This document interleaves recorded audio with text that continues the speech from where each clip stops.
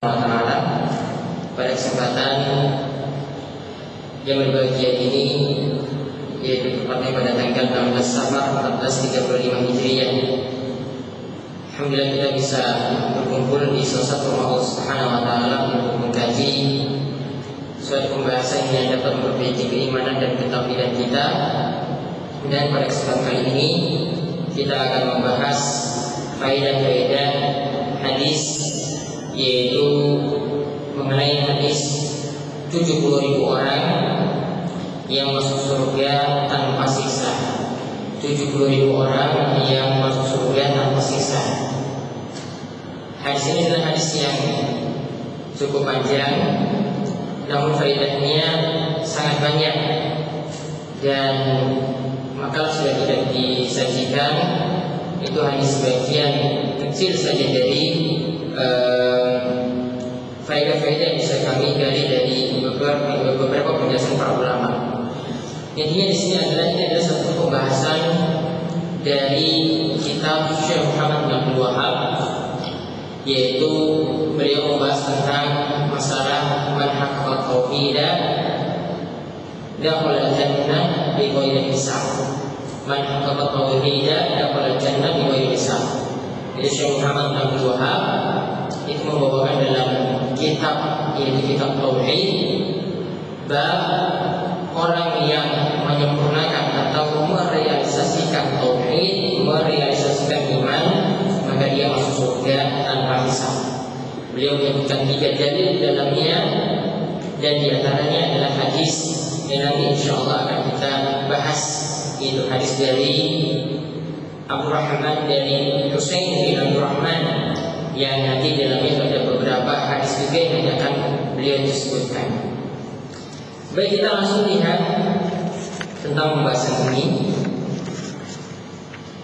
yaitu dari perkataan Husain bin Abdul Rahman rahimahullah. Husain bin Abdul Rahman itu adalah seorang tabi'in. Beliau meninggal dunia tahun 36 Hijriah. Ya, beliau meninggal dunia tahun 136 Hijriah, dan umur beliau itu adalah 93 tahun. Kita lihat di sini para ulama di masa silam, mereka dikaruniai umur yang panjang, dan itu adalah suatu kebaikan. Umur yang panjang itu adalah suatu kebaikan jika disertai dengan umur tersebut diiringi dengan amalan soleh, sebagaimana yang Nabi SAW itu sabdakan, tuba liman qala umruhu wa hasuna amalu. Sungguh beruntung orang yang panjang umurnya dan baik juga amalannya. Sungguh beruntung orang yang panjang umurnya dan baik juga amalannya. Husain bin Abdul Rahman ini menceritakan bahwasanya beliau itu pernah duduk-duduk atau berada di samping Sa'id bin Jubair. Ya, dia pernah duduk-duduk di samping Sa'id bin Jubair. Ya, di mana Sa'id bin Jubair ini adalah seorang tabi'in juga, seorang fakih, seorang yang berilmu, yang punya keutamaan yang banyak. Namun dia meninggal dunia dalam usia muda karena dibunuh oleh seorang pemimpin yang kejam di masanya, yaitu Al-Hajjaj. Dan umur beliau ketika meninggal itu tidak sampai 50 tahun. Beliau meninggal tahun 95 Hijriah. Nah, saat itu ketika Husain ini duduk dengan Sa'id bin Jubair, ya, saat itu dia tanya, Sa'id itu menanyakan, ayyukum ra'al awqaba alladhi inqatal bariha.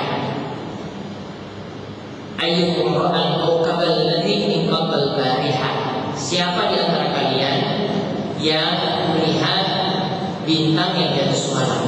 Siapa di antara kalian yang melihat bintang yang jatuh semalam? Kemudian Husain itu menjawab, anak, yaitu saya melihat bintang tersebut jatuh. Ya, saya itu melihat bintang tersebut itu jatuh. Kemudian Syekh Husain setelah menjawab demikian,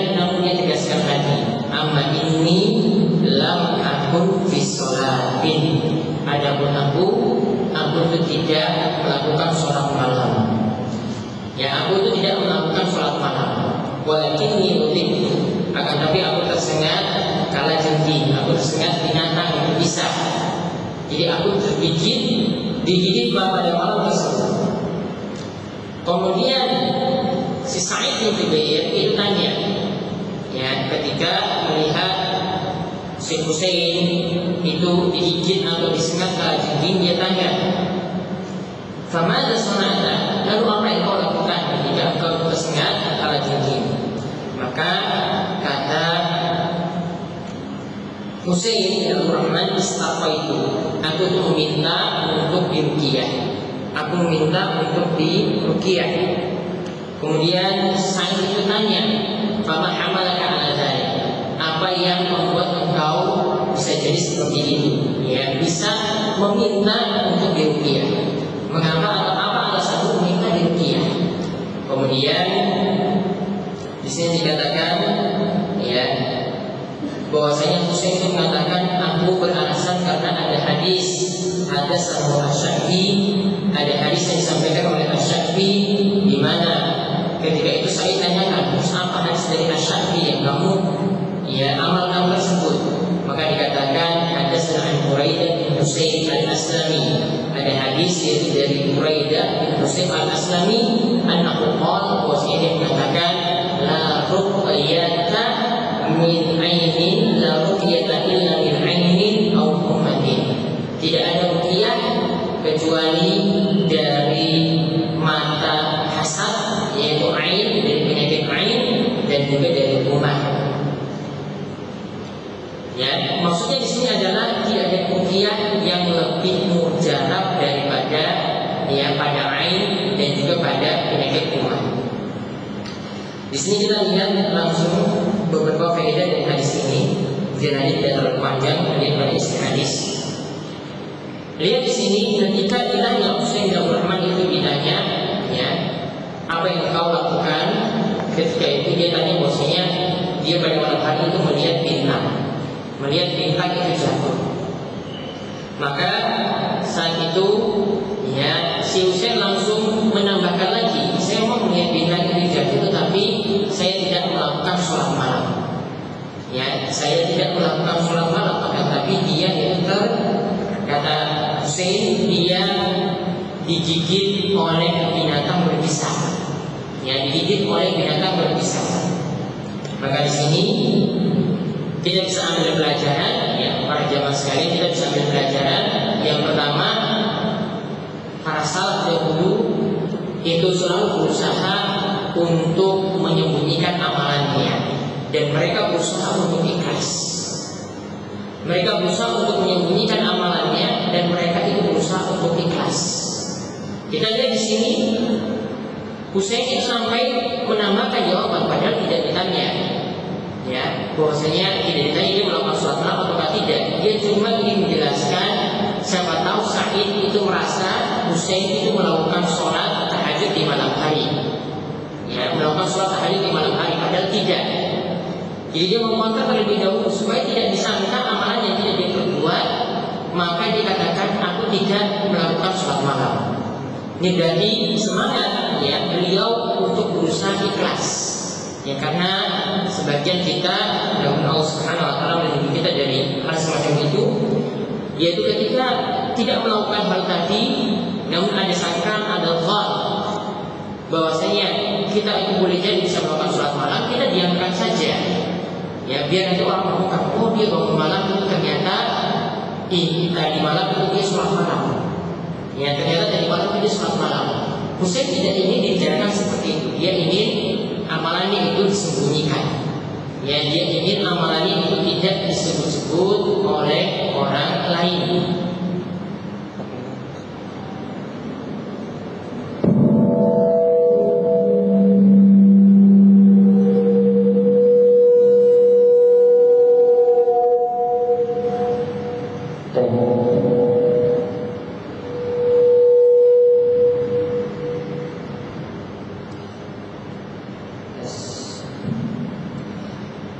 Nah, biar amalannya tidak disebut oleh orang lain. Nah, Di sini ya sekali lagi ini menunjukkan semangat Husain bin Abdurrahman untuk menyembunyikan amalannya. Maka ketika membahas hadis ini, seorang ulama yang menjelaskan kitab Tauhid itu menjelaskan bahwasanya sebagian orang itu kalau ada saat ini itu biasa menampakkan amalannya, mau dikata sebagai orang yang soleh atau mau disebut sebagai orang yang rajin ibadah, rajin berzikir. Maka kata si Sulaiman, ya kata si Sulaiman, ada di antara sebagian orang itu sengaja memakai biji tasbih di lehernya, maka biji tasbih di lehernya kemudian berjalan. Ya, ada juga yang memakai biji tasbih di tangannya, dia pura-pura berzikir atau dia berzikir saat itu, ya supaya orang-orang sangka bahwasanya dia adalah orang yang tidak bisa lepas dari zikir. Nah ini kata si Sulaiman ini bahwasanya perbuatan semacam ini adalah termasuk perbuatan riya. Ya, perbuatan seperti ini yaitu memakai kalung ya dan berupa biji tasbih ini supaya dikatakan sebagai orang yang soleh. Ini adalah termasuk amalan riya yang dapat membuat amalannya itu jadi kubur. Ya, jadi di sini kita kembali ke pembahasan Husain bin Abdurrahman. Ini sekali lagi menunjukkan ya kalau amalan tersebut tidak kita lakukan maka kita harus berusaha mengcounter agar orang lain tidak menyangka kita melakukan suatu ibadah tertentu. Jadi ikhlas ini perlu dijaga, ya jangan sampai kita dipuji oleh orang lain padahal itu tidak kita lakukan. Jangan sampai kita disanjung-sanjung dipuji oleh orang lain padahal itu tidak kita lakukan. Nah kemudian dikatakan lagi,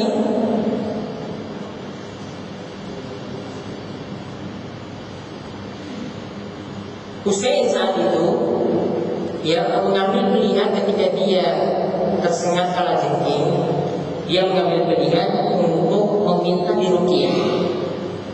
Ya, dia mengambil pilihan untuk meminta diruqyah karena dia punya alasan. Yaitu ada hadis tadi ya dari Buraidah bin Al-Husain bahwasanya Nabi SAW bersabda la ruqyata illa min ainin aw hummatin. Tidak ada ruqyah yang lebih ampuh daripada menyembuhkan penyakit ain, mata hasad, mata jahat dan penyakit ya tadi tersengat binatang buas.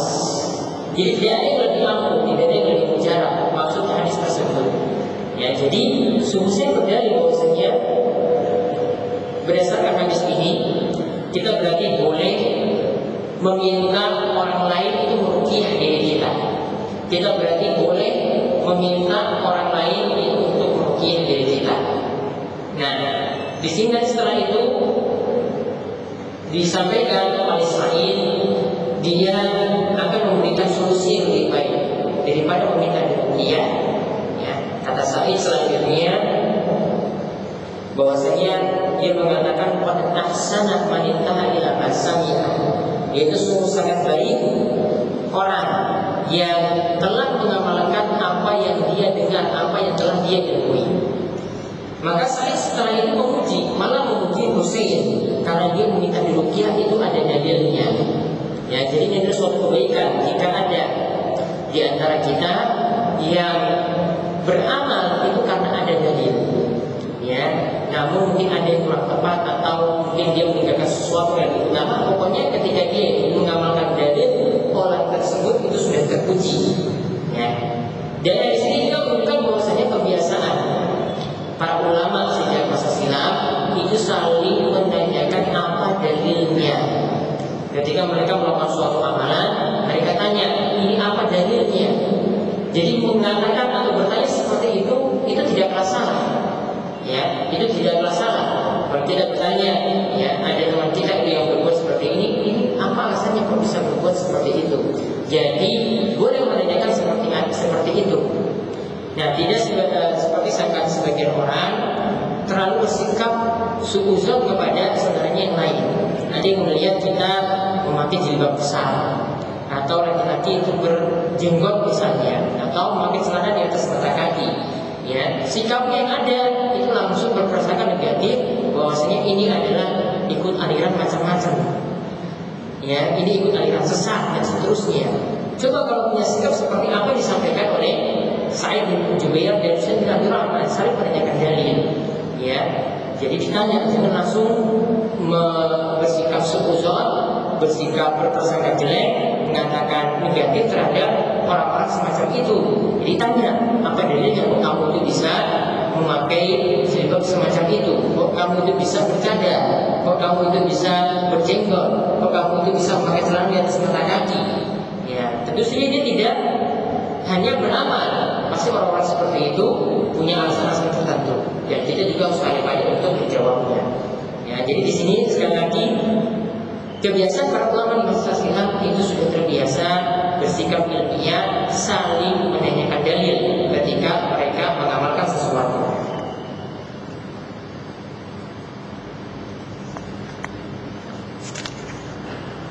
Kemudian di sini disinggung tentang masalah ain. Ya, ain itu adalah penyakit yang bisa menimpa seseorang karena adanya hasad dari orang lain, adanya dengki, iri dari orang lain.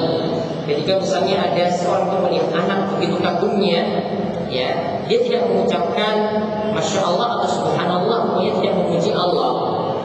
Ya, di sini dijelaskan oleh para ulama, di antaranya Ibnu Qayyim, beliau katakan bahwasanya karena saking takjubnya seperti itu bisa membuat seorang anak-anak dengan penglihatan seperti itu bisa terkena ain, terkena penyakit. Maka ya kata Ibnu Qayyim, maka ketika melihat sesuatu yang menakjubkan, ucapkanlah Subhanallah, ya, ataupun Masya Allah, ya, seperti itu. Jadi jangan cuma sekedar melihat saja, karena kalau sekedar melihat saja dengan pandangan itu bisa membuat orang lain itu menjadi ya terkena ain, karena itu boleh jadi adalah pandangan hasad atau pandangan diri dari kita. Nah, selanjutnya Sa'id bin Jubair ini tadi dia sudah mengatakan bahwasanya itu sangat bagus untuk mengamalkan dalil tersebut. Nah, selanjutnya Sa'id bin Jubair ini ingin menunjukkan manakah yang lebih baik. Apakah meruqyah, meminta orang lain meruqyah kita, ataukah kita meninggalkan meminta ruqyah? Kita meninggalkan meminta ruqyah. Maka selanjutnya Sa'id bin Jubair itu membawakan hadis dari Ibnu Abbas. Ingat apa disampaikan oleh Buraidah tadi itu tidak salah. Hadis dari Buraidah itu tidaklah salah. Atau apa yang dibawakan oleh Husain bin Abdurrahman tadi tidaklah salah. Meminta ruqyah untuk menyembuhkan sengatan binatang yang terkena pada dirinya itu tidaklah salah. Karena apa? Sa'id setelah itu mengatakan itu sudah bagus, jadi itu tidak salah. Tapi setelah itu Sa'id ingin menunjukkan ada perkara yang lebih baik, ada perkara yang lebih bagus, yang ini yang harusnya dipilih untuk dilakukan. Maka kemudian Sa'id mengatakan ada hadis dari Ibnu Abbas. Ada hadis dari Ibnu Abbas, kata Ibnu Abbas radhiyallahu anhu, dan Sa'id bin Jubair ini adalah salah seorang murid dari Ibnu Abbas. Dia adalah salah seorang murid dari Ibnu Abbas. Dia membawakan hadis dari Ibnu Abbas di mana Nabi Sallallahu Alaihi Wasallam bersabda, di mana Nabi Sallallahu Alaihi Wasallam bersabda, "Uridat aliyal umam, fara'aitu nabiyya wa ma'ahu wa nabiyya wa ma'ahu rajul wa rajulan wa nabiyya wa laysa ma'ahu ahadun." Sini dikatakan Nabi SAW itu bersabda, telah ditampakkan padaku suatu kaum. Ya, telah ditampakkan padaku suatu kaum. Ditampakkannya ini kapan? Para ulama katakan bahwa dilihat dari riwayat-riwayat yang lainnya. Ya, Nabi SAW ditampakkan kaum di sini itu ketika peristiwa Isra Mi'raj. Jadi ketika peristiwa Isra Mi'raj, Nabi SAW itu diangkat ke langit, kemudian saat itu ditampakkan kejadian-kejadian yang ada pada hari kiamat, yang diantaranya ditampakkan kaum seperti yang akan disebutkan dalam hadis ini. Nah, di sini disebutkan ya bahwasanya Nabi SAW itu melihat ada seorang nabi yang pengikutnya itu cuma Ar-Rahtu. Ar-Rahtu jumlah di bawah 10 kata Imam Nawawi. Ar-Rahti itu adalah jumlah di bawah 10. Jadi pengikutnya itu sedikit, cuma 3-9 orang. Ya, cuma sedikit, 3-9 orang. Bahkan kata Nabi SAW, aku pun melihat juga ada Nabi yang pengikutnya cuma 1 atau cuma 2 orang. Ada Nabi yang pengikutnya itu cuma 1 atau cuma 2 orang. Ya, dan di sini juga menunjukkan bahwasanya nanti pada hari kiamat setiap nabi itu akan dikumpulkan dengan pengikutnya. Nah, ini pengikutnya cuma 1 atau 2 orang, sedikit. Dan dikatakan lagi, wan nabiyyu walaysa ma'ahu ahadun. Dan ada nabi yang tidak memiliki pengikut sama sekali. Jadi ada nabi yang tidak punya pengikut sama sekali. Jadi ada pengikutnya cuma di bawah 10 orang, ada yang pengikutnya itu cuma 1 atau 2 orang, dan ada yang tidak bisa memenuhi panggilan nabi. Jadi nabi tersebut tidak punya pengikut sama sekali. Di sini Syekh Muhammad Abdul Wahab ini menjelaskan bahwasanya jadi jumlah pengikut ini belum tentu atau tidak bisa dijadikan standar kebenaran. Standar kebenaran itu tidak dilihat dari jumlah pengikut. Ada yang jumlah pengikutnya itu banyak, belum tentu menunjukkan dia itu benar. Nah, di sini sampai para nabi itu dikatakan ada yang jumlah pengikutnya sedikit, itu tidak menunjukkan bahwasanya para nabi itu salah. Jadi di sini kita diajarkan tidak menjadikan standar jumlah pengikut itu sebagai standar kebenaran. Namun standar kebenaran adalah jika setiap orang itu memegang teguh Al-Quran dan Sunnah Nabi Sallallahu Alaihi Wasallam. Jadi benar-benar memegang teguh Sunnah Nabi Sallallahu Alaihi Wasallam. Lalu dikatakan lagi,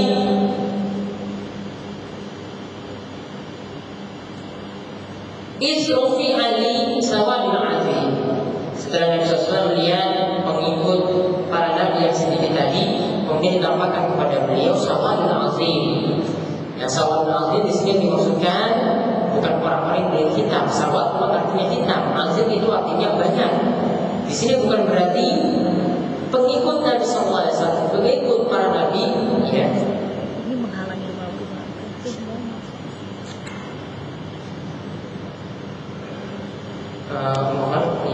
nomor mobil B1995, mohon bisa memindahkan mobilnya. B1995, mohon bisa memindahkan mobilnya karena mengganggu jalan. B1995.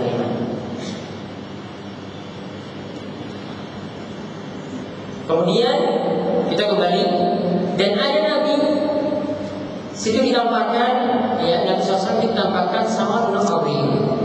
Sawadun azim, sawad itu artinya hitam, azim itu artinya jumlah yang besar. Jadi seakan-akan ini bukan maknanya bahwasanya ada kelompok yang itu semuanya berkulit hitam, tidak. Namun maksudnya di sini adalah kalau kita melihat orang-orang dari jauh dalam jumlah yang besar, maka nampak yang terlihat itu cuma hitam saja. Jadi yang dimaksud sawadun azim di sini adalah jumlah yang besar. Jadi Nabi SAW ditampakkan ada jumlah suatu kaum yang besar. Dan Nabi SAW itu katakan bahwasanya beliau itu sangka anak ummati, bahwasanya mereka itu adalah umatku, yaitu yang jadi umat Nabi SAW. Nabi SAW itu sangka itu adalah umatku. Ternyata ada yang mengatakan pada Nabi bahwasanya yang banyak itu tadi adalah Nabi Musa alaihissalam wa qaumuhu.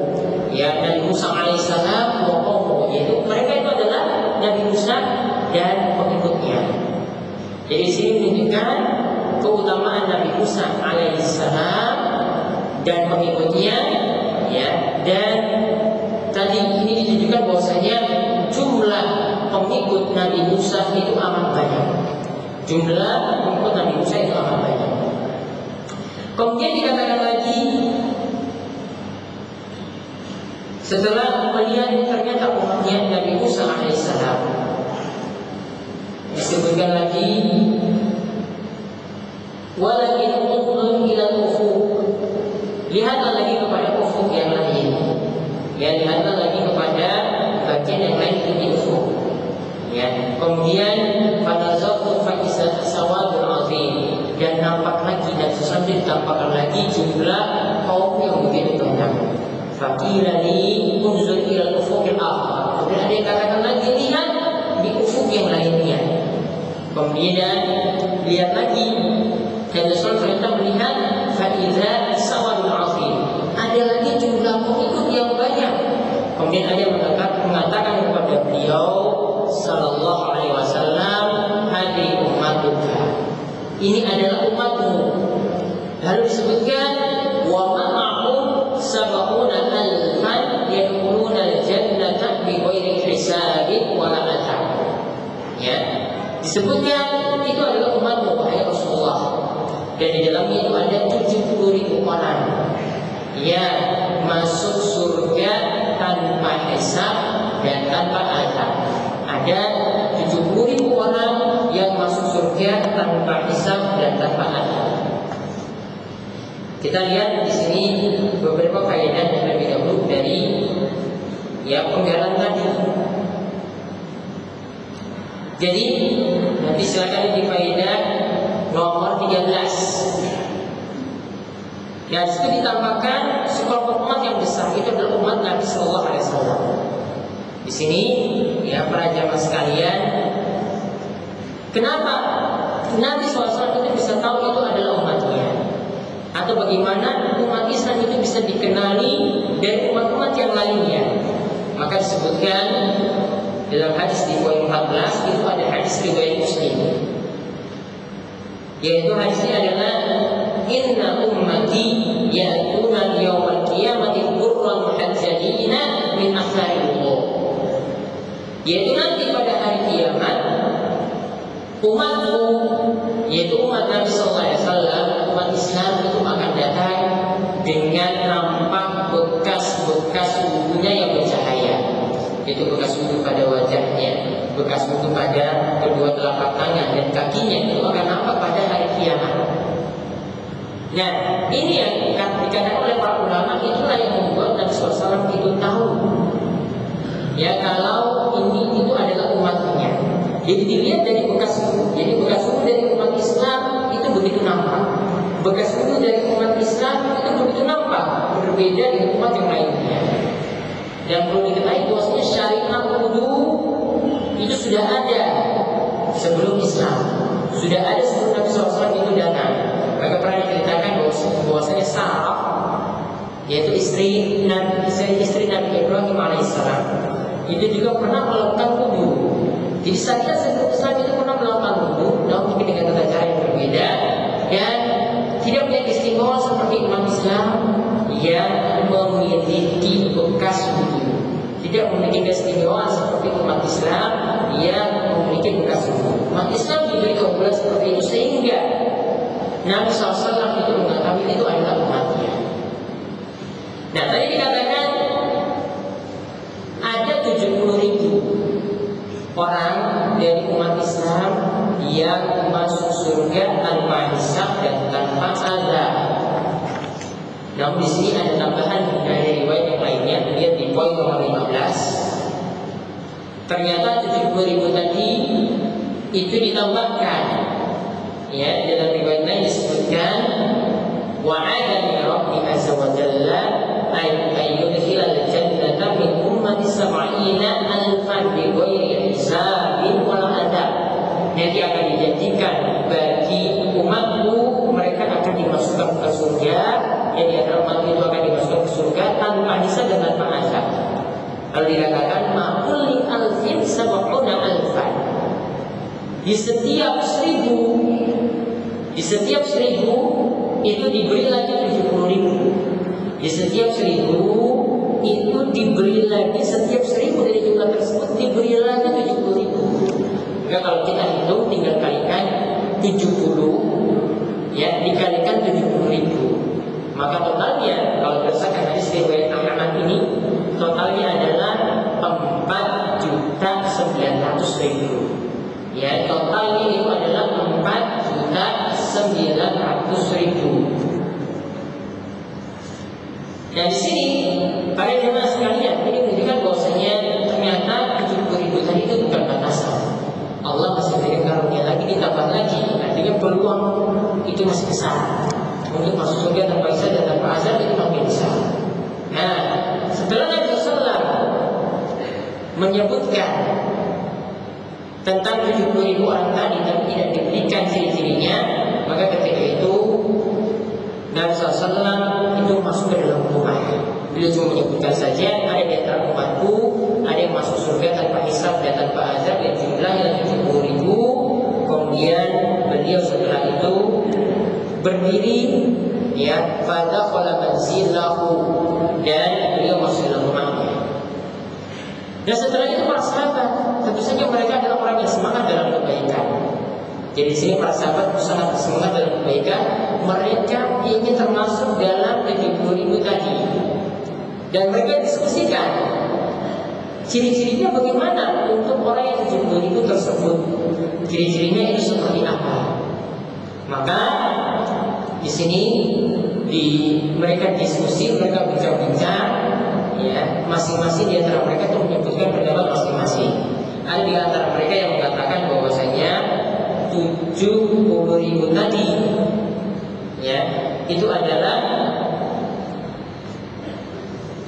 orang yang sahih Rasulullah SAW, orang yang selalu menemani Nabi SAW, yaitu para sahabat. Jadi dari sini sudah menunjukkan keutamaan para sahabat, karena para sahabat dan sahabat sendiri memperbincangkan bahwasanya mereka lah orang-orang yang ada kemungkinan besar masuk surga tanpa hisab dan tanpa azab. Jadi perkataan ini atau diskusi mereka ini menunjukkan bahwasanya para sahabat itu adalah orang-orang yang mulia dan orang-orang itu yang dimudahkan untuk masuk ke dalam surga. Beda dengan keyakinan orang-orang Rafidhah, orang-orang Syiah yang bersikap sebaliknya. Mereka tidak memuji, namun bahkan mencaci maki para sahabat Nabi Sallallahu Alaihi Wasallam. Kemudian diceritakan selanjutnya ada lagi yang berdiskusi lagi menceritakan bahwasanya orang tersebut, yaitu mereka 70.000 orang tadi adalah fala'allahum alladziina wulidu fil Islam. Mereka adalah orang yang lahir dalam keadaan Islam, walam yusyriku billahi syai'a, walam yusyriku billahi wa dzakaru asya. Dan mereka tidak pernah berbuat syirik sedikit pun. Ya, lahir dalam keadaan Islam sejak kecil sampai matinya tidak pernah berbuat syirik, dan itulah yang membuat mereka termasuk dari 70.000 orang tersebut. Nah, di sini juga menunjukkan bahwasanya orang yang benar-benar menghindarkan diri dari kesyirikan, ya, tidak sering pesugihan dengan memenuhi persyaratan-persyaratan tunggal, tidak melakukan sedekah laut, tidak melakukan sesajen, ya, tidak memasang jimat dan dagangannya itu laris, ya, tidak beranggapan sial, maka mereka punya keutamaan di sini akan mudah masuk surga termasuk dari 70.000 orang tadi. Namun ternyata hasil diskusi para sahabat ini berbeda dengan yang Nabi SAW yang katakan. Walaupun mereka punya pendapat-pendapat lagi yang lain selain yang disebutkan tadi, akhirnya ketika itu Nabi SAW itu keluar. Nabi SAW itu keluar rumah, dan saat itu beliau ingin memberitahu tentang keadaan atau sifat atau ciri-ciri 70.000 orang yang masuk surga tanpa hisab dan tanpa azab. Nah, setelah itu Nabi SAW itu keluar. Beliau memberitahukan sifat-sifat, ya, 70.000 orang tersebut. Ya, 70.000 orang tersebut. Apa sifat-sifatnya? Di sini sebutkan ada 4. Ya, disebutkan baik-baik 4 ini. Sifat 70.000 orang yang masuk surga tanpa hisab dan tanpa azab. Disebutkan dalam hadis, ya, orang tersebut adalah layakun, namun riwayat ini sahih. Riwayat ini adalah riwayat yang lemah, tambahan yang lemah, yaitu layakun, tidak meruqyah orang lain.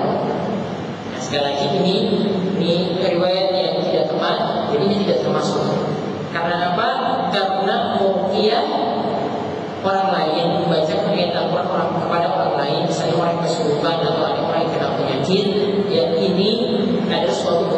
perbuatan baik, tidak tercela. Ya, karena nanti akan dijelaskan dalam riwayat Bukhari tidak disebutkan lafaz la ya'bud. Maka lihat yang pertama adalah dalam lafaz yang sesudahnya wala yastarqun. Mereka tidak meminta diruqyah. Ya, yang pertama adalah tidak minta diruqyah. Kemudian yang kedua wala yataqayyu. Mereka tidak beranggapan sial. Ya, mereka tidak beranggapan sial. Yang ketiga disebutkan dalam riwayat yang lainnya tambahan wala yaknahu. Mereka tidak meminta dikai, tidak disebutkan dengan besi panas. Seperti tambahan dalam riwayat Bukhari ada lafaz wala yaknahu, ya. Ada di halaman ketiga. Itu dijelaskan ada tambahan lafaz wala yaknahu, tidak minta dikai. Dan yang keempat, mereka punya sifat wa ala rabbihim yatawakkalun. Terhadap Rabb mereka bertawakal.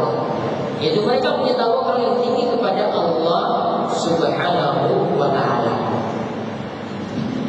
Maka di sini dilihat 4 sifat. Kita ulang sifat tersebut. Yang pertama, wala yastarqun, tidak meminta diruqyah. Namun di sini hadis ini tidak bertentangan dengan hadis Buraidah tadi yang mengatakan la ruqyata illa min ainin wa la hummatin atau hummatin. Tidak ada ruqyah yang lebih ambil lebih mujarab daripada ain dan hummah. Kenapa? Saya juga ketika membawakan hadis apa yang kita bahas kali ini itu tidak mencela hadis yang pertama. Berarti asalnya masih boleh meminta diruqyah. Masih boleh meminta diruqyah, namun ahsannya atau lebih baik adalah tidak meminta diruqyah. Kenapa alasannya demikian? Karena orang yang meminta diruqyah itu ada ketergantungan hati kepada selain Allah. Ketergantungan hati yang sangat besar kepada selain Allah, sehingga inilah yang mengurangi ketauhidan atau keimanannya. Dan ruqyah sebagaimana kita tahu itu adalah suatu hal yang dibolehkan selama yang dibaca itu tidak mengandung kesyirikan, dan selama ketergantungan hati itu tetap pada Allah. Yang dibacakan itu adalah ayat-ayat Al-Quran atau bahasa yang dipahami. Kalau sudah ada dicampur dengan bahasa jin, bahasa setan, tentu saja itu tidak dibolehkan. Jadi boleh dengan ayat Al-Quran, ayat apapun itu dibolehkan, begitu juga dengan beberapa doa dari hadis, ya, dan itu bisa digunakan untuk menyembuhkan orang lain. Nah, kita bahas di sini adalah orang yang tidak minta diruqyah. Karena tadi dikatakan ini mengurangi rasa tawakalnya kepada Allah Subhanahu wa taala. Kemudian yang kedua yang nyambung dengan ruqyah di sini adalah dikai. Orangnya tidak minta dikai. Orangnya itu tidak minta dikai. Kai itu maksudnya adalah penyembuhan dengan besi panas. Penyembuhan dengan besi panas. Di masa silam, ketika ada yang punya luka, ya seperti Nabi SAW itu praktekkan, beliau itu pernah mengutus seorang tabib, seorang dokter kepada Ubay bin Ka'ab, yang satu dia punya luka. Kemudian dokter tersebut itu mau mengamputasi sebagian tubuh Ubay bin Ka'ab, dan ketika itu dia melakukan kai supaya menyembuhkan luka yang ada. Jadi besi panas itu ditempelkan pada kulit, kemudian dibiarkan begitu saja sampai lukanya itu sembuh. Ya, itu nanti dibiarkan dan luka tersebut itu sembuh. Nah, di sini ya para jamaah sekalian, ini menunjukkan juga kai di sini ada ketergantungan hati yang sangat kuat kepada pengobatan kai tersebut, bukan kepada Allah. Ada ketergantungan hati kepada selain Allah, sehingga meminta dikai di sini sebaiknya ditinggalkan.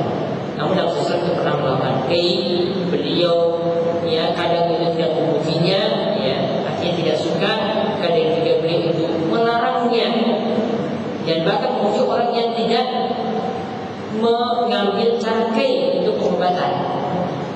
Namun asalnya kata Imam Qayyim, kai ini diperbolehkan. Yang masalahnya tadi adalah meminta dikai oleh orang lain.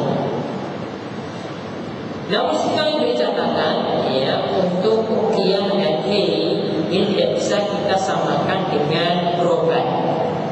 Syekh Sulaiman itu katakan bahwasanya berobat itu masih boleh. Adapun kiai dan ruqyah dilakukan di sini karena ini pengobatan, memintanya adalah cara mengambil sebab yang makruh. Ya, sedangkan berobat itu asalnya dibolehkan. Ya, karena Nabi SAW itu perintahkan tadawu wala tadawu bi haram, berobatlah kalian, namun janganlah kalian itu berobat dengan sesuatu yang Allah haramkan. Berobatlah kalian, namun jangan kalian itu berobat dengan sesuatu yang Allah haramkan. Artinya berobat itu masih boleh. Dan Nabi SAW itu dalam hidupnya itu pernah berobat, mengambil sebab.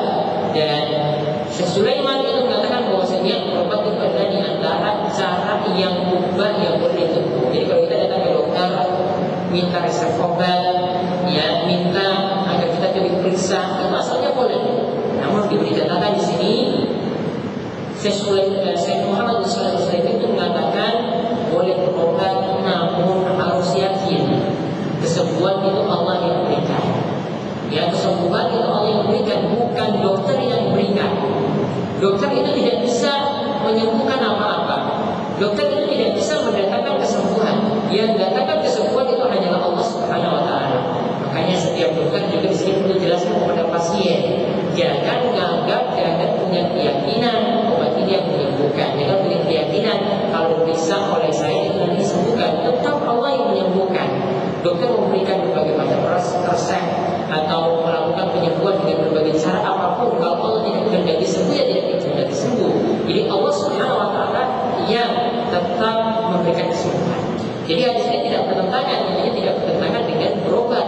Cara berobat untuk, ya, untuk kita meminta resep atau diberikan suatu obat sehingga itu nanti kita minum untuk menyembuhkan penyakit kita, itu tidaklah tercela. Itu adalah sesuatu yang sifatnya itu ubah, sah-sah saja kita menempuh cara tersebut. Dan ini nanti tidak termasuk dalam hadis 70.000 orang yang nanti kita bahas di sini. Tidak termasuk 70.000 orang. Ya, kalau seorang itu pergi berobat. Namun para ulama itu memang ada yang jumhur ulama itu menganggap berobat itu tidak wajib, karena tanpa berobat pun dengan ruqyah, ya, itu orang itu bisa sembuh. Ya. Dan ada yang menganggap cuma sebagian kecil saja dari para ulama yang menganggapnya wajib. Ya, namun kesimpulannya itu bisa jadi wajib ketika seorang itu bisa jadi celaka jika tidak berobat. Namun kalau, ya, tanpa berobat pun penyakitnya itu bisa sembuh, maka solusi yang paling bagus adalah tetap sabar dengan penyakitnya tadi atau tawakal kepada Allah Subhanahu wa taala. Karena ada seorang wanita, ya, wanita kulit hitam datang kepada Nabi SAW dan saat itu dia terkena penyakit ayan. Maka dia meminta kepada Nabi SAW dua hal. Ya, yang pertama, mintalah pada Allah supaya, wahai Nabi, mintalah pada Allah supaya aku ini disembuhkan dari penyakitmu, yaitu penyakit ayan ini. Yang kedua, mintalah pada Allah supaya auratku itu tidak terbuka ketika aku terkena penyakit ayan. Maka Nabi SAW berkatakan untuk yang pertama, jika engkau bersabar, isobarti, ya, jika engkau itu bersabar, maka walakil jannah, maka engkau akan mendapatkan surga. Namun jika engkau ingin tetap berdoa pada Allah, maka engkau meminta doa pada Allah. Maka wanita ini ketika mendengar hadis tersebut, mendengar ucapan Nabi Sallallahu Alaihi Wasallam tersebut, dia katakan, aku tetap bersabar pada penyakitku. Karena apa? Dia ingin mendapatkan balasan di surga. Kemudian dia tetap minta pada Nabi SAW, wahai Nabi, tetap minta pada Allah supaya ketika aku terkena penyakit ayan, ya, auratku itu tetap tertutup. Auratku itu tetap tertutup. Nah, di sini menunjukkan bahwasanya kalau dengan penyakit yang sederhana, ya, penyakit yang cukup dengan kita itu istirahat saja itu bisa sembuh, ya, maka bersabar atau bertawakal saat itu adalah cara yang lebih bagus, ya, daripada pergi berobat atau meminum obat. Namun kalau itu sudah berat, ya, kalau kita ingin berobat, ya, maka suatu waktu bisa sunnah dan suatu waktu itu bisa wajib. Jadi dua sifat sudah disebutkan. Ya, dua sifat sudah disebutkan. Kemudian yang ketiga adalah mereka punya sifat wala yatafayyarun. 70.000 orang tidak beranggapan sial. Ya, kalau dulu beranggapan sialnya atau takut celaka ketika dalam perjalanan, mereka biasa memperkirakan baiknya perjalanan mereka dengan menggunakan burung. Ketika itu burung itu digertak, dikagetkan, kemudian kalau burung itu terbang ke kanan, berarti itu pertanda perjalanannya itu bagus. Kalau burungnya terbang ke kiri, itu berarti perjalanannya itu jelek. Kalau ke tengah-tengah, maka cara tadi itu diulangi. Dulu itu anggapan sialnya dengan burung. Kalau sekarang dengan bulan-bulan tertentu, dengan hari-hari tertentu, seperti ada beranggapan sial dengan bulan Suro misalnya di kalangan orang Jawa. Jadi ketika itu tidak boleh ada hajatan-hajatan, tidak boleh ada manten dan sebagainya. Karena bulan Suro itu bulan yang penuh musibah, bulan yang penuh celaka. Dan kalau ini masuk ke orang ini, sifat menganggap sial itu harus dihilangkan. Maka dalam hadis yang lainnya Nabi SAW mengatakan beranggapan sial seperti tidak boleh karena termasuk syirik. Beliau bersabda, "Atiyaratu syirkun, atiyaratu syirkun, atiyaratu syirkun." Beranggapan sial termasuk syirikan, dan beliau mengulangi sampai 3 kali. Dan beliau katakan, anggapan sial itu bisa saja tertimpa pada setiap orang, dan anggapan sial itu bisa dihilangkan dengan cara bertawakal kepada Allah Subhanahu wa Ta'ala. Kemudian setelah menyebutkan 3 sifat ini, Nabi SAW merangkumnya pada sifat yang keempat. Jadi intinya sebenarnya pada sifat yang keempat, yaitu beliau katakan wa ala rabbihim yatawakkalun. Terhadap Rabb mereka bertawakal. Terhadap Rabb mereka itu bertawakal. Jadi dari 3 sifat tadi, Ibnu Qayyim itu mengatakan intinya ini pada poin keempat. Intinya itu pada poin yang keempat. Jadi semakin orang itu bertawakal dalam setiap usahanya dan setiap dia itu mengambil sebab, termasuk juga ketika dia itu berobat, dia betul-betul tawakal pada Allah, yakin Allah yang memberi pertolongan, yakin Allah yang memberikan kesembuhan, dan dia menyandarkan hati secara penuh pada Allah, maka dia akan dimudahkan masuk surga.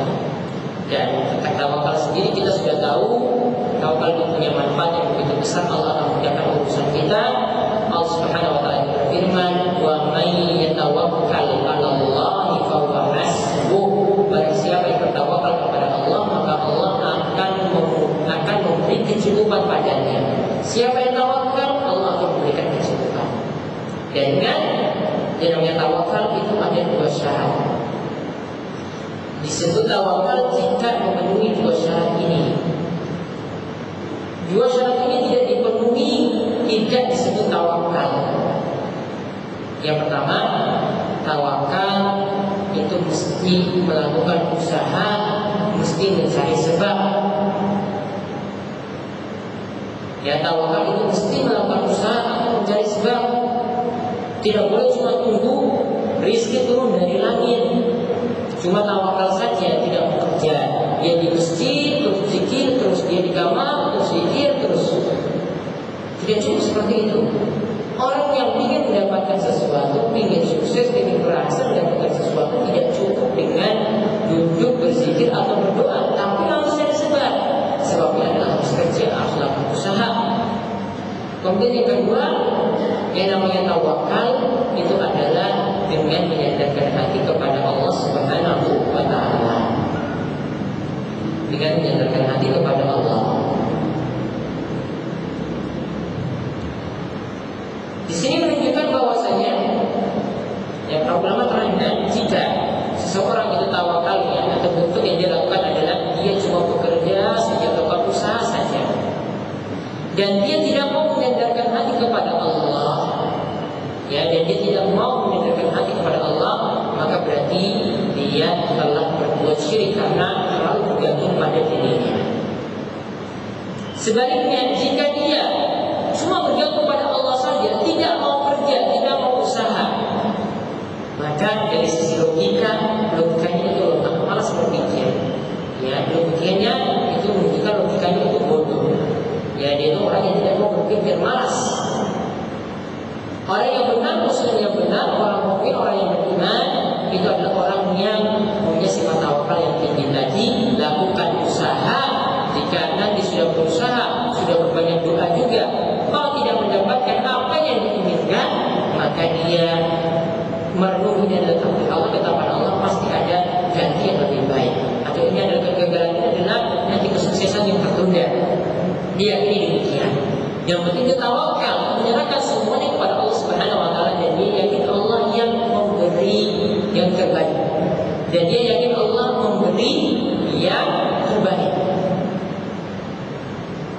Nah, itu ringkasnya. Jadi 70.000 orang yang masuk surga tanpa hisab, tanpa azab tadi punya sifat yang utama, yaitu mereka adalah orang-orang yang memiliki tawakal yang tinggi. Maka ketika sudah menyebutkan hadis tersebut, ya, ada sahabat yang bernama Uqasah bin Mihsan. Dia langsung faqama Uqasah langsung berdiri. Kemudian dia mengatakan kepada Nabi SAW, Allah ayyaj'alani minhum, Allah ayyaj'alani minhum. Wahai Nabi, mintalah pada Allah supaya aku termasuk bagian dari mereka, supaya aku termasuk 70.000 orang tersebut. Maka Uqasah meminta seperti itu. Dan ini juga menunjukkan boleh seseorang itu meminta doa kepada orang yang soleh atau orang yang punya keutamaan. Namun kata Syekh Muhammad bin Shalih Al-Utsaimin, doa kalau dibandingkan meminta doa pada orang soleh itu lebih bagus ataukah doa kita berdoa sendiri? Kata beliau, yang lebih baik adalah berdoa ya dengan kita berdoa sendiri. Kenapa? Kalau meminta kepada doa pada orang yang soleh, ini ada beberapa mudarat. Pertama, kita terlalu bergantung kepada orang soleh tadi. Kemudian yang kedua, ini yang masalah karena juga dapat membuat orang soleh tadi itu menjadi ujub. Jadi nanti disangka bahwasanya wah saya ini berarti orang yang soleh, ya amalannya jadi rusak. Orang soleh ini malah jadi amalannya jadi rusak. Kok orang-orang itu minta doa terus ke saya? Berarti mereka tidak soleh, saya saja yang soleh. Ya, jadi paling bagus kata Syekh Mansur Al-Utsaimin, tetap setiap orang berdoa ya sendiri, walaupun dia itu adalah orang yang belum besar. Allah tidak memandang seperti itu. Setiap orang meminta pada Allah Subhanahu Wa Taala, Allah akan kabulkan doanya. Dan dalam hadis sebutkan tidak mungkin Allah Subhanahu Wa Taala itu ya ketika seorang berdoa memohon betul menegakkan tangannya, kemudian Allah mengembalikan tangannya tadi hampa, tidak berisi apa-apa. Karena doa itu ada 3 kemungkinan terkabulnya. Doa itu ada 3 kemungkinan terkabulnya.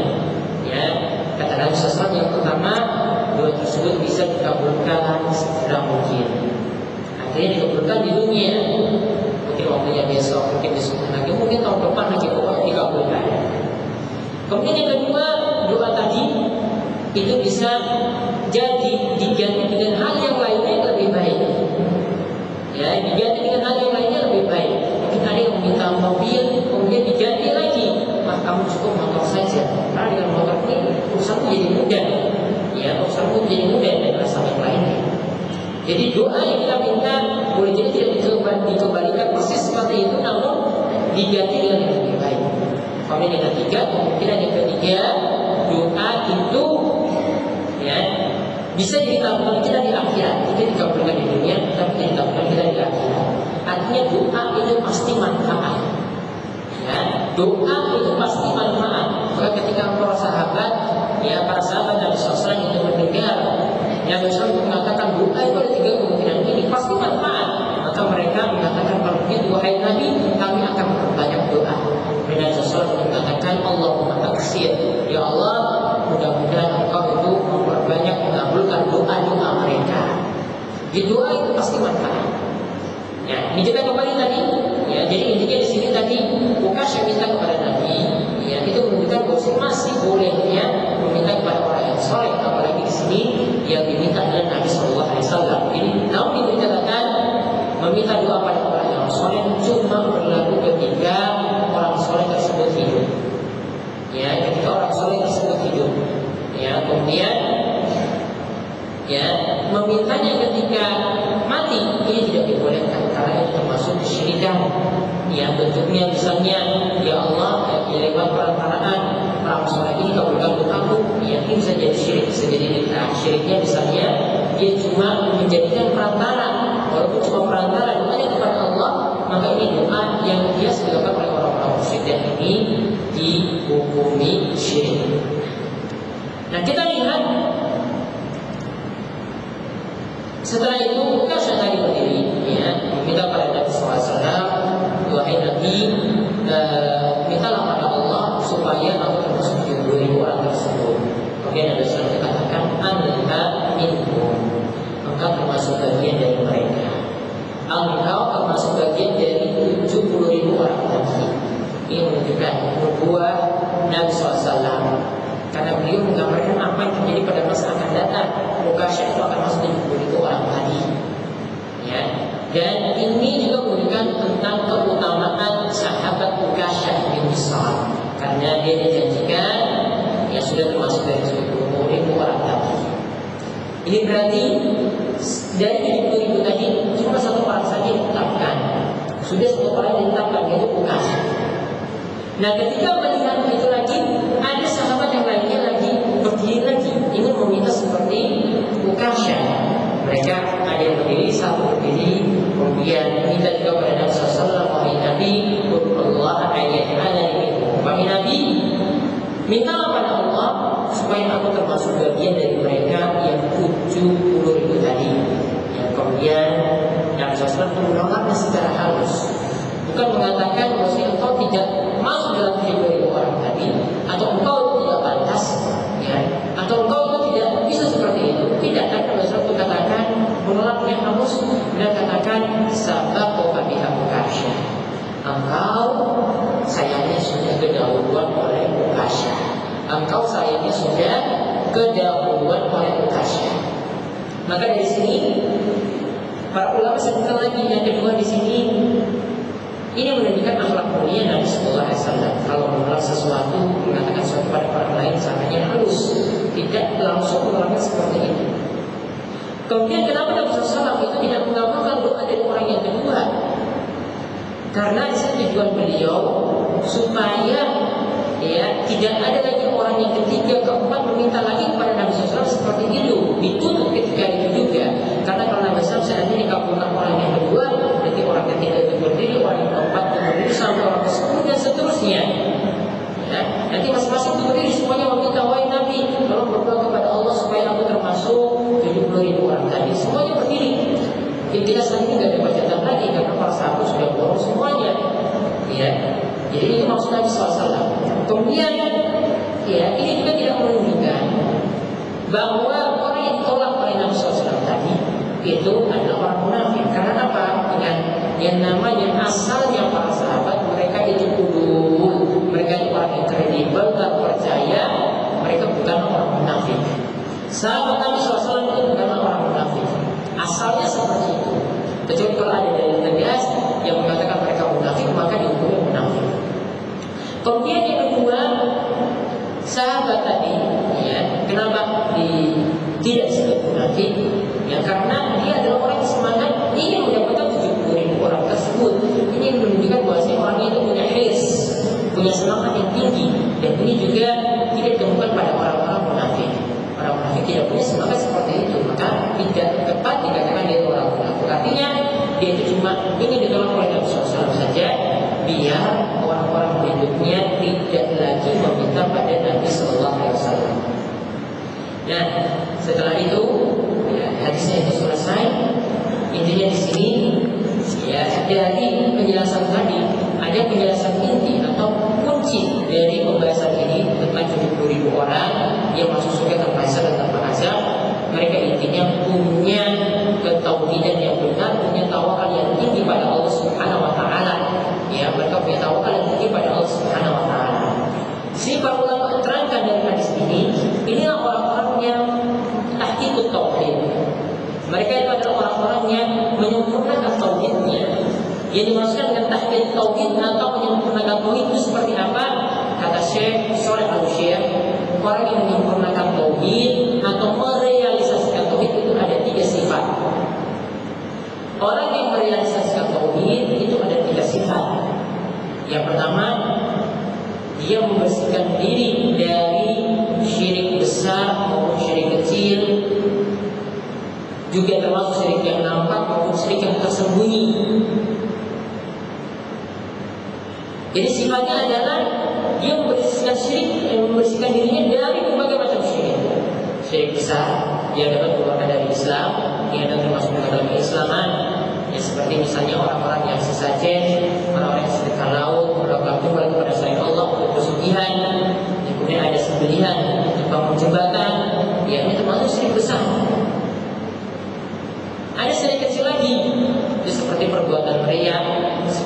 memakai jimat, ya seperti bersumpah dengan nama selain Allah, ini kebanyakannya adalah termasuk syirik kecil. Kemudian ada lagi syirik yang nampak, sujud kepada selain Allah, sujud di kuburan, atau berdoa kepada selain Allah. Ini syirik yang nampak. Ada syirik yang tersembunyi, yaitu misalnya dalam masalah niat. Niatnya ingin dipuji, niatnya ketika berhaji atau berumrah ingin disebut, ya orang yang sudah berhaji, ya maka perlu pakai gelar. Ya. Ini adalah syirik yang tersembunyi dalam masalah niatan. Jadi niatnya itu tersembunyi. Ya, namun kalau sudah seperti itu, kadang juga jadi nampak karena dia ingin menampakkan amalannya di hadapan orang lain. Jadi syirik dalam masalah syirik yang tersembunyi ini yang tidak nampak pada orang lain. Dan orang yang merealisasikan tauhid, dia bersih dari segala macam syirik tadi. Orang yang merealisasikan tauhid itu bersih dari segala macam syirik. Itu yang pertama. Kemudian yang kedua, orang yang merealisasikan tauhid juga membersihkan diri dari berbagai macam maksiat dan dosa besar. Ya, dia merealisasikan tauhid dengan membersihkan diri dari maksiat dan dosa besar. Dijauhi maksiat. Maka di sini tidak cukup seorang itu cuma bertauhid, cuma paham kalimat tauhid, cuma meninggalkan kesyirikan. Yang banyak tidak pakai jimat, yang banyak tidak sesajen. Tidak cukup seperti itu. Namun apa? Dia juga harus meninggalkan maksiat supaya imannya itu semakin sempurna, supaya dia tidak disebut sebagai orang yang merealisasikan tauhid. Kemudian sifat yang ketiga adalah orang yang merealisasikan tauhid adalah meninggalkan berbagai macam amalan bid'ah yang tidak ada tuntunan. Berbagai amalan yang tidak berdasar. Karena amalan seperti ini, amalan yang tidak ada tuntunan, itu juga mengurangi tauhid seseorang. Ada yang bentuknya misalnya ya ngalap berkah, dia ngalap berkah dengan sesuatu yang tidak ada dalilnya, usap-usap, ya keringatnya Pak Kiai, atau makan makanan bekas dari gurunya atau ustadznya, yakin bosnya jika makan seperti itu akan dapat berkah. Itu tidak ada dalilnya. Ya. Dan ada bentuk-bentuknya berupa amalan dalam keseharian. Nah ini juga termasuk amalan yang tidak ada tuntunan. Nah orang yang merealisasikan tauhid harus membersihkan diri dari tiga hal tadi. Dia harus bersih dari berbagai macam syirik, harus bersih dari berbagai macam maksiat, harus bersih dari berbagai macam perbuatan yang tidak ada tuntunan. Ya, dengan dia meresmikan tauhid ini, maka dia akan semakin mudah mendapat keutamaan yang disebutkan dalam hadis ini, yaitu 70.000 orang yang masuk surga tanpa hisab dan tanpa azab. Ya, 70.000 orang yang masuk surga tanpa hisab dan tanpa azab. Itu sifat utama seperti tadi. Ya. Kemudian ditambahkan lagi tadi yang tawakal yang tinggi itu sudah masuk tauhid, sudah masuk membersihkan diri dari berbagai macam syirik. Jadi dalam setiap urusannya dia selalu bergantung kepada Allah Subhanahu Wa Taala, tidak bersandar pada manusia, tidak menggantungkan kepada orang yang bantu, tidak menggantungkan dirinya kepada dokter, tidak menggantungkan diri kepada ya selain Allah Subhanahu Wa Taala. Dia cuma pasrahkan segala urusannya kepada Allah Subhanahu Wa Taala dengan tetap mengambil sebab. Nah, inilah yang kita bahas dari kisah apa yang disebut dengan hadis 70.000 orang